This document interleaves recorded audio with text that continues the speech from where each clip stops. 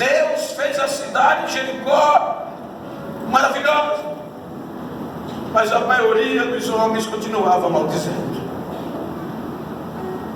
O tempo passa. Os irmãos vão ver que dentro desse contexto da monarquia vem o cativeiro. Israel pede a liberdade da terra para os caldeus. Agora, sem liberdade, os caldeus predominam por muito tempo. Passando os caldeus, vem os medos e persas. Israel não teve mais liberdade da terra. Passando os medos, vem o grego macedônio, através de Alexandre, o maior, o grande. Israel não teve mais liberdade. Vem o Império Romano, e aqui começam os problemas. Se nós lermos o capítulo 28 do livro do Êxodo, a Bíblia diz que Deus separou Arão e seus filhos para cuidar de algo peculiar: o povo. A tribo de Levi, Arão e seus filhos teriam que manter a misericórdia e o amor entre o povo. Eles eram representantes do povo diante de Deus. Então eles tinham que levar a Deus o melhor do povo. Tinha que defender o povo, sentir o povo e levar o povo a Deus. Deus chamou isso de tão importante que colocou essa tribo no meio das outras, como sendo sagrada.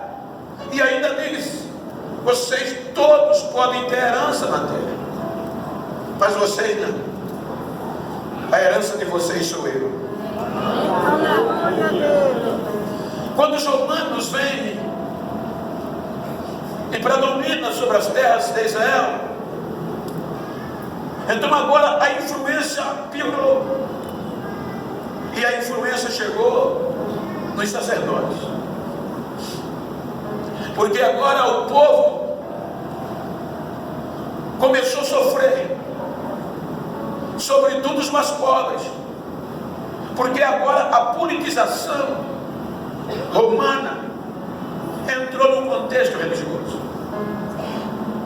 A história nos mostra que quando o Império Romano conquistou a terra da Palestina, precisava de representantes. E para um penhor político, o imperador enviou Herodes, o Grande, com o critério de ser fiel, porque a menina dos olhos agora eram os impostos. Todas as nações, povos, províncias que Roma predominava, os impostos eram o mais principal. Então Herodes vai para reinar na Judéia. Roma manda um procurador chamado Pôncio Pilatos, com o título de governador da Judéia. Então Herodes chegou, ele não foi bem visto, porque ele veio para reinar em uma terra que não pertencia. Os judeus ansiavam a liberdade. Então Herodes quis fazer tudo, diz a história, para ganhar a confiança, a popularidade, o hipócrita dos judeus. E qual era a necessidade? Uma reforma arquitetônica no templo. Então eles levam Herodes, e Herodes faz essa reforma. A história diz que Herodes investiu muito para agradar os judeus com a reforma do templo, uma reforma maravilhosa, mas já colocou alguma coisa no império lá, homenageando Roma, e já fazendo o descaso do primeiro templo. E agora, diante de Roma, existiam 3 pessoas poderosas na Judéia e na região de Israel. Qual era? Herodes, Pôncio Pilatos e o sumo sacerdote. Agora, o sumo sacerdote tinha interesses políticos, não só religiosos. É nesse contexto que eclode, gente, os grupos partidários, conhecidos como religiosos, como saduceus, fariseus, zelotes, essênios, herodianos. Veja que cada um desses grupos era formado de judeus, sobretudo sacerdotes. Os homens que foram escolhidos por Deus para preservar a misericórdia e o amor. Mas agora virou um jogo de interesse e disputa, porque os saduceus mandavam. O sacerdote era o chefe dos saduceus. Só que agora só quem podia fazer parte desse grupo era a elite, os poderosos, os latifundiários, que não estavam preocupados mais com o bem-estar do povo, mas com os seus interesses religiosos e políticos. Então cada um defendia uma parte da população que iria ganhar espaço, mas ninguém superava os saduceus, porque o sumo sacerdote diante da lei era o mais sagrado de todos, era o único homem que podia se aproximar de Deus, entrar no santuário uma vez, no Santíssimo uma vez por ano. Então tudo do sacerdote diante do povo era sagrado, ele tinha voz, e era chefe dos saduceus. Então foi quando começou a segregação geográfica e social. Veja que a segregação geográfica começou, eles davam direito, eles começaram a separar. No centro estava o templo, depois do templo vinha Jerusalém, a cidade santa, depois da cidade santa vinha a Judéia, que estava dentro de Jerusalém, Jerusalém dentro dela, depois vinha Samaria, e depois a Galileia, e abaixo desta as nações. Então geograficamente eles começavam a segregar. Quem? O templo é o sagrado, Jerusalém é a cidade santa. Os judeus estão mais perto do templo e de Jerusalém, porque só em Jerusalém se pode adorar. Os samaritanos, para eles, já eram tidos como impuros. Os galileus eram menosprezados por eles, por conta do perigo da fronteira, porque a Galileia fazia divisão, fronteira com a Sírio-Fenícia, e muitos pagãos sírio-fenícios habitavam dentro da Judéia, da Galileia, e isso deturpava a fé dos galileus, misturavam. Então a cúpula não tinha os galileus como puro totalmente, e eles descartavam. Quando a gente vai para a segregação social, então eles começaram a medir esforços do puro e do impuro. Então, em primeiro, vou usar o termo, em primeiro escalão, ou o alto clero, vinham os saduceus, os sumos sacerdotes. Eles faziam parte do alto clero, representavam o sagrado, eram os santos, como a lei mesmo diz. Abaixo dele vinha o médio clero. Quem é? Os sacerdotes, que eram responsáveis para matar os sacrifícios dos animais, que lutava pela santificação. E no baixo clero estavam os escribas e levitas, que como não eram bem assalariados, se dedicavam ao ensino e à interpretação da lei, enquanto os levitas tiravam escala da porta do templo, dava água aos sacerdotes, cuidava da roupa da alta cúpula. Na segregação deles, e hoje a gente vê muitos, que bate no peito e certamente eu sou levita, tem que me respeitar. Mas levita aqui, filho, ralava. Não tinha glamour.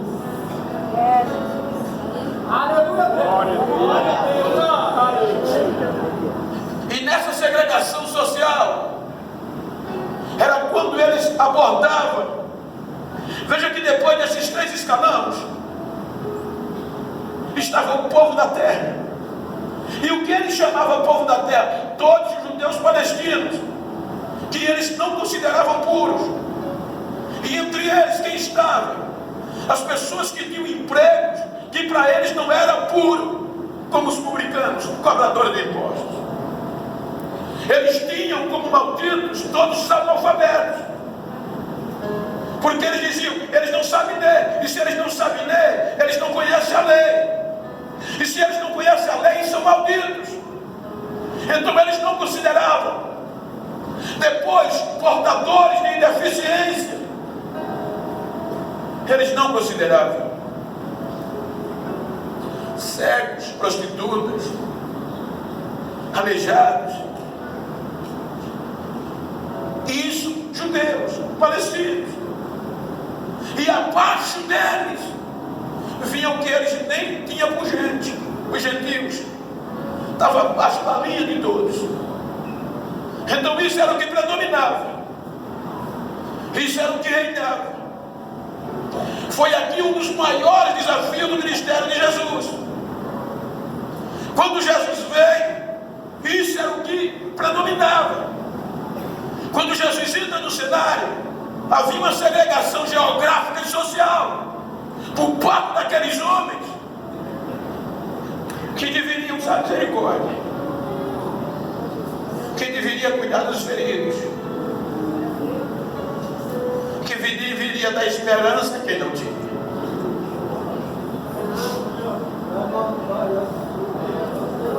Que foi para isso que foi chamado. Mas o interesse particular, o vínculo político com Roma, virou um jogo de toma lá e me dá cá. Agora, para ser escolhido por um deles, para ter sonho de ser um discípulo, de ser um obreiro, de ser um cantor, não tinha, gente. Só quem fazia parte, só quem eles consideravam puro. Aí vem Jesus.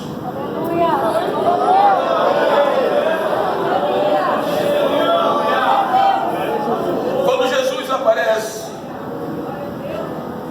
Jesus não descarta e não desaprova o que eles ensinavam. Jesus desaprova o que eles praticavam. Ele disse: muitos estão sentados na cadeira de Moisés. Vocês têm que obedecer o que eles ensinam, mas não façam o que eles fazem. O que era que eles faziam, gente? Eles extorquiam os menos favorecidos. A história diz que eles, na interpretação, nos adendos, a oferta e a esmola fazia parte da religião. Não era caridade, era religiosidade. Por exemplo, o que eles faziam, os fariseus, que eram os que lutavam mais, falavam mais de purificação, de viver uma vida pura, eram os mais rígidos. Conforme o próprio Paulo diz, que fazia parte do mais severo seita dos fariseus, do judaísmo, que eram os fariseus. Mas o que é que eles faziam? Eles começaram, homens que ministravam, eles iam dar ofertas e pegavam a maior nota. E quando ia dar oferta, levantava a nota, quero acreditar, olhava para um lado e para o outro. E quando todos olhavam, ele depositava. Porque o valor da oferta, ele deu 100, o outro deu 30. O que dava 100, o povo dizia que era mais santo, era mais sagrado, era mais crente. Então eles faziam isso para se apresentar. Eles iam dar a esmola, não era por caridade, era porque a esmola era uma medida de santidade. Eles davam a esmola para que todos vissem, porque quando o povo via eles ajudando, dando esmola aos pobres, eles viam popularidade. Ele é crente demais, ele é mais santo do que todo mundo. Aí veja que Jesus veio batendo contra tudo isso. Quando vocês for dar esmola, não façam como os fariseus. Vocês dêem com a mão que a outra não vê. Quando vocês for dar a oferta, não está vendo aquela viúva? Veja que muitos deram muito, mas ela foi a melhor que deu. Ela deu menos que todos, mas foi a oferta mais aceita, porque ela deu do coração, ela não deu para aparecer, ela deu daquilo que o único que ela tinha.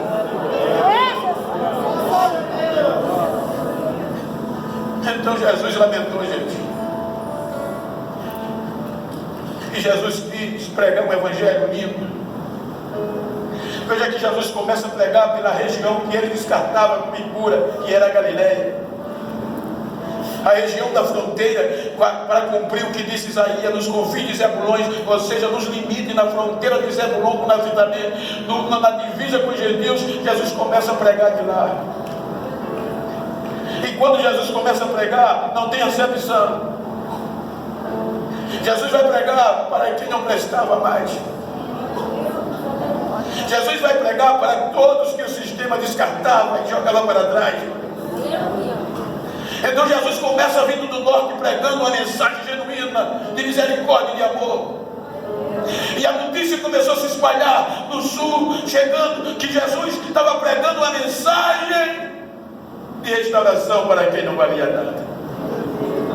Aí eles começaram a querer desfazer de Jesus, mas não tinha como, porque Jesus, por onde passava, não só pregava, mas eram as coisas que aconteciam e o que ele vivia. Aleluia. Então eles pegavam o que? Os seus peritos, os seus especialistas da lei, para tentar parar os ensinos de Jesus. É por isso que a gente vê muitas vezes na Bíblia os peritos, os especialistas no livro da lei, na lei de Moisés, tentar pegar Jesus em um erro da lei para condená-lo. E todas as vezes que eles iam, que jogava uma palavra para experimentar Jesus, Jesus respondia tão bem que eles tinham que baixar a cabeça e dizer: disseste bem, mestre.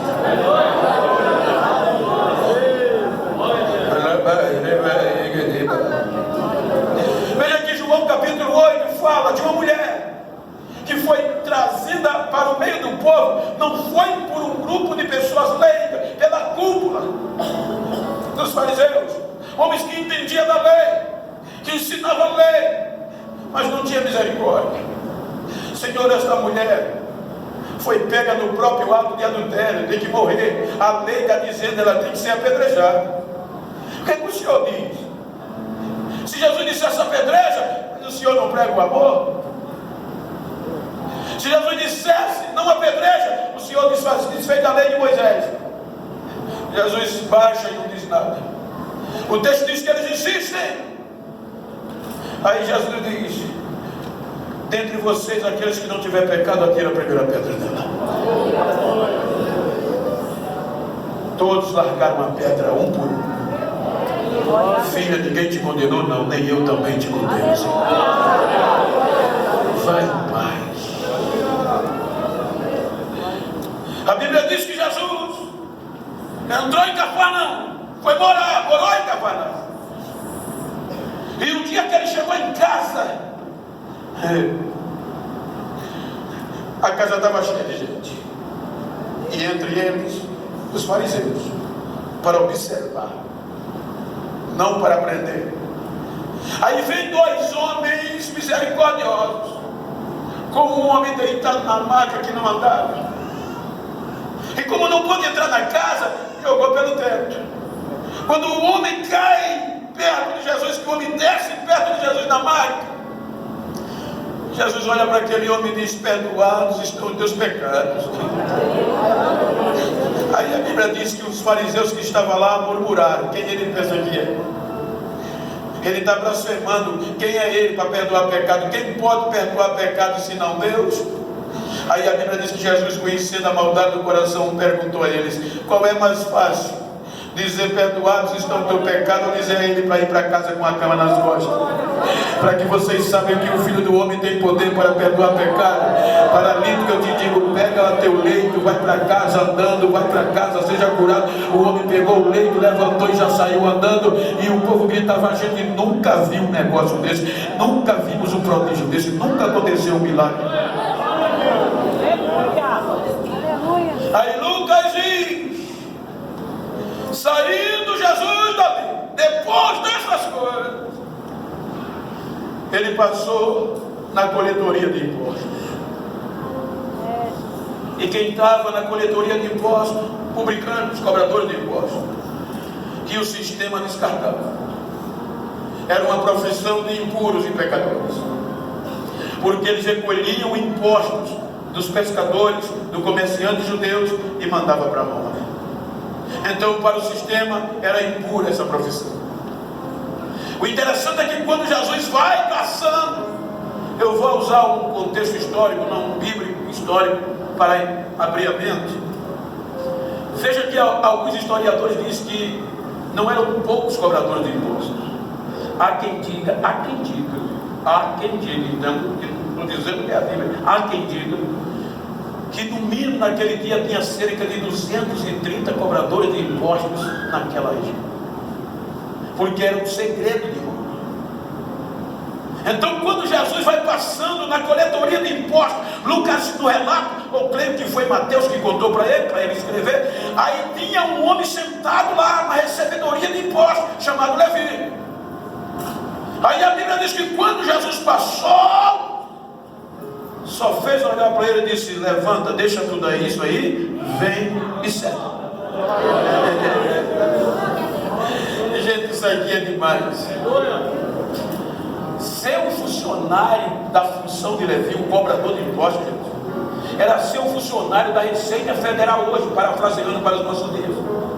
E era uma renda maravilhosa, tinha salário bom. Você não vê entre aspas, não generalizo, mas quase todos os funcionários da Receita não moram em rua aberta, só moram em condomínio.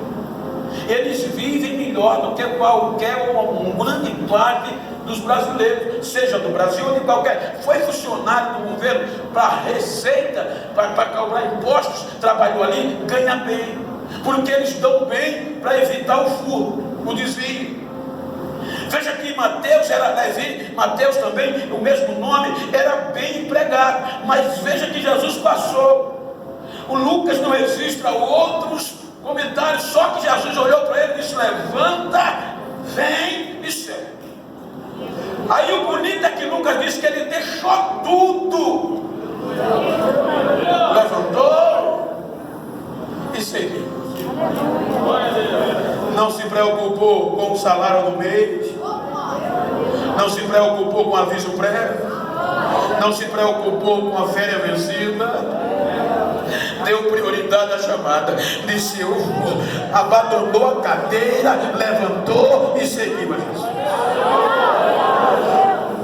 Se você ler o versículo, a continuidade, é que é lindo. Ele viu uma possibilidade tão grande, que a Bíblia diz que depois que ele deixou o emprego, que não era fácil, era um emprego bom, o que é que ele faz? Vai dar um culto de ação de graça. Você já viu alguém dar culto de ação de graça porque deixou o emprego? Lucas diz que ele deu um grande banquete para Jesus. Veja, gente, sem emprego, talvez a mulher reclamando, talvez o pai do senhor endoidou, o pai do senhor agora está desempregado, vai viver o quê? A vida de itinerante por aí, adiado, chamando, se pai do senhor está doido. Não, filho, eu agora alcancei a coisa certa, eu estou olhando, e para isso eu vou dar uma festa com o milhão que eu tenho, e vou chamar ele.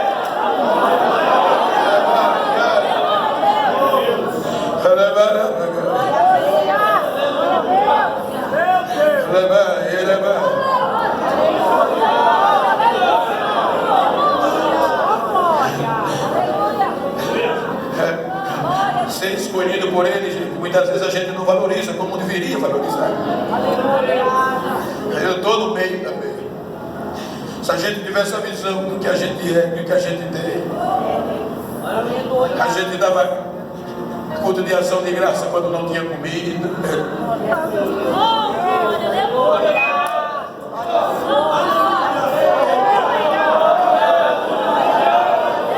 Porque quem é chamado por Jesus, gente, é contramão. Parece ser a contramão do mundo. Você já viu algo? Você já viu coisa de crente como é? O crente é tão diferente que quando morre alguém do mundo ou não é crente, é choro. Você vai para o velório, é gente querendo jogar-se dentro do caixão, quer se enterrar com o morto, né? Aí morre um parente de um crente, você vai para o funeral. Quando chega na cerimônia, os crentes estão cantando. Aleluia, Deus! O caixão dizendo, brevemente estarei lá. E vamos nos encontrar. É coisa de doido, gente. Então Mateus diz, já que estão me chamando de doido, eu vou dar uma culto de ação de graça. Só para dizer que eu estou alegre, só para mostrar que valeu a pena. Eu vou achar tudo.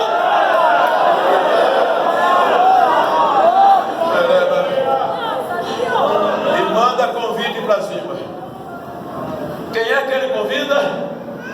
Você pode olhar que dá sentido que alguns historiadores dizem que eram muitos cobradores, porque Lucas diz que ele convida numerosos, em outras versões, multidões de cobradores de impostos no culto que ele foi dar.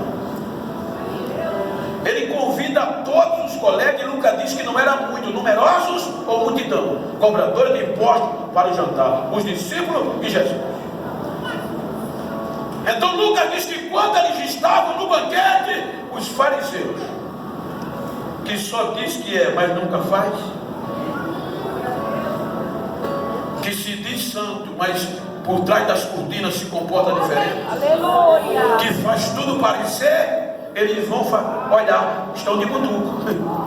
Era um banquete lá dentro, e eles olhando. Quando eles viram Jesus, os discípulos, no meio dos publicanos, ficaram doidinhos e começaram a detonar os discípulos. Como é que pode? Vocês estão comendo com publicanos, com pecadores, perderam o juízo. Vocês não dizem que são santos. Aí Jesus manda um recado para eles. Diga a eles que os sãos não precisam de médicos, que os doentes. Eu não vim para justos. Eu não vim para quem está bom, eu vim para feridos.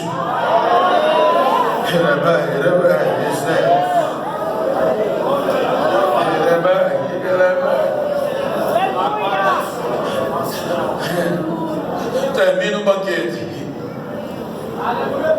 Quando o banquete termina, no outro dia, a notícia se espalha.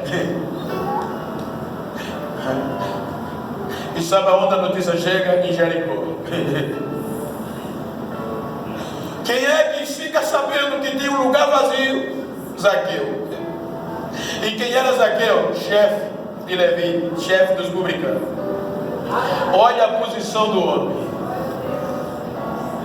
Era o Guedes do nosso Brasil hoje, ministro da Fazenda, responsável por toda a economia da Judéia, da região da Palestina. Era ele que mandava nos cobradores de impostos. O cabo era bom. Aí disseram, Zaqueu, tem um lugar vazio lá em Cafarnaum. O que é que houve? Levi abandonou o serviço dele. Mas o que é que houve? Arrumou uma proposta melhor? Não sei. Eu sei que um homem chamado Jesus passou por lá. Não prometeu salário, não prometeu vida boa, só disse a ele: levanta, vem, deixa tudo essa aí, segue. E ele deixou tudo isso aqui e foi embora.